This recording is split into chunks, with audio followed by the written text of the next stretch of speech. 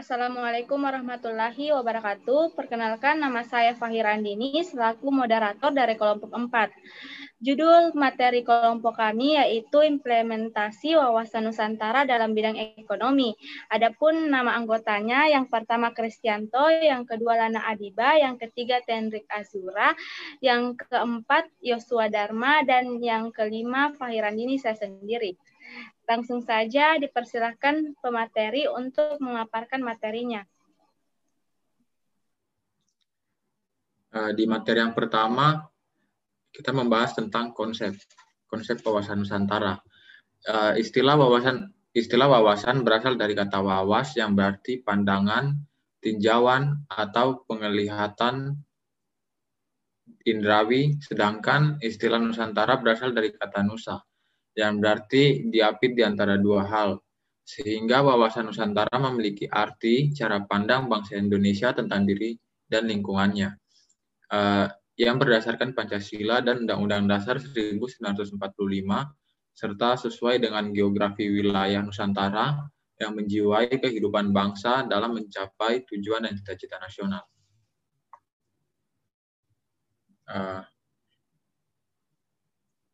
Adapun tujuan nasionalnya yaitu berdasarkan pembukaan Undang-Undang Dasar 1945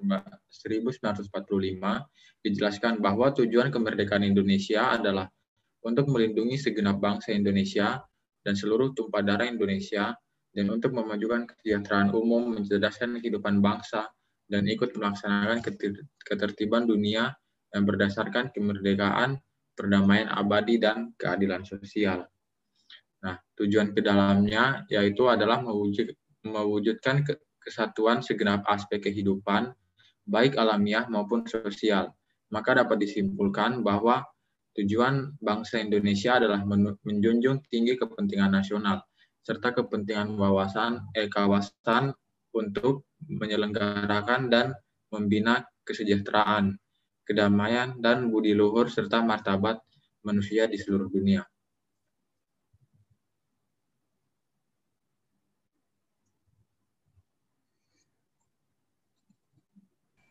Selanjutnya ada prinsip. Yang pertama itu kekayaan di wilayah Nusantara, baik potensial maupun efektif, adalah modal dan milik bersama bangsa untuk memenuhi kebutuhan di seluruh wilayah Indonesia secara merata. Yang kedua ada tingkat perkembangan ekonomi, harus serasi dan seimbang di seluruh daerah tanpa meninggalkan ciri khas yang dimiliki oleh daerah masing-masing dalam pengembangan kehidupan ekonominya. Yang ketiga, kehidupan perekonomian di seluruh wilayah Nusantara diselenggarakan sebagai usaha bersama dengan asas kekeluargaan dalam sistem ekonomi kerakyatan untuk kemakmuran rakyat yang sebesar-besarnya.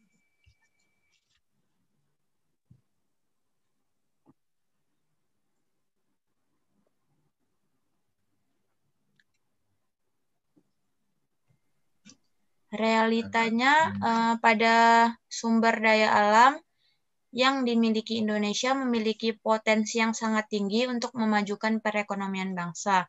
Tetapi Indonesia masih bergantung dengan negara lain untuk mengolah sumber daya alamnya karena kurangnya sumber daya manusia. Yang kedua ada pembangunan ekonomi. Pembangunan ekonomi yang tidak melibatkan rakyat kecil sehingga terjadi kesenjangan antara pengusaha megah menengah ke bawah dengan menengah ke atas. Pemerintah masih kurang memperhatikan pekerjaan-pekerjaan kasar seperti buruh, tani, nelayan. Selanjutnya ada pembangunan daerah. Pembangunan daerah yang tidak merata, masih banyak daerah-daerah di Indonesia yang tertinggal. Ini dikarenakan pembangunan Indonesia yang tidak merata dan hal itu melanggar sila kelima Pancasila.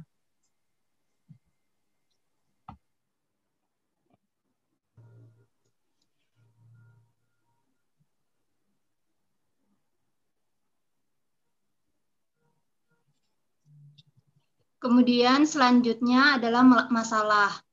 Masalah yang pertama adalah pertumbuhan ekonomi. Pertumbuhan ekonomi diartikan sebagai perkembangan kegiatan perekonomian yang menyebabkan bertambahnya jumlah barang dan jasa yang diproduksi. Kemudian yang kedua adalah ketidakstabilan. Ketidakstabilan perkembangan ekonomi selalu mengalami kondisi naik turun tiap periode yang diakibatkan oleh kondisi perusahaan yang berada dalam perekonomian tersebut. Dan yang ketiga adalah pengangguran. Pengangguran disebabkan oleh beberapa faktor seperti kekurangan pengeluaran agregat, mencari pekerjaan yang lebih baik, penggunaan peralatan yang lebih modern, dan sebagainya. Dan yang terakhir adalah inflasi. Adalah suatu proses kenaikan harga-harga yang berlaku dalam suatu perekonomian disebabkan oleh tuntutan agar upah dinaikkan, kenaikan harga impor, dan lain sebagainya.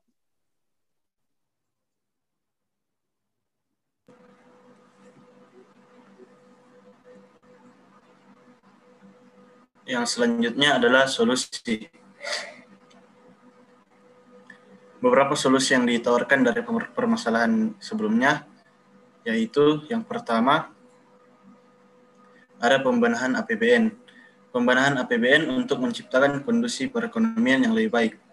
Kemudian ada peningkatan skill, melakukan pelatihan, seminar, dan lainnya ke kota-kota yang memiliki tingkat produktivitas yang rendah. Yang selanjutnya ada pembangunan merata. Pembangunan yang merata terutama pada daerah yang tertinggal serta peningkatan pariwisata. Kemudian ada subsidi modal, memberikan subsidi modal kepada cikal bakal pengusaha. Kemudian ada ruang lingkup, menciptakan ruang lingkup di mana pedagang-pedagang kecil mampu bersaing dan mengembangkan usahanya. Yang terakhir ada sumber daya manusia, peningkatan sumber daya manusia yang dapat mengolah sumber daya alam kita.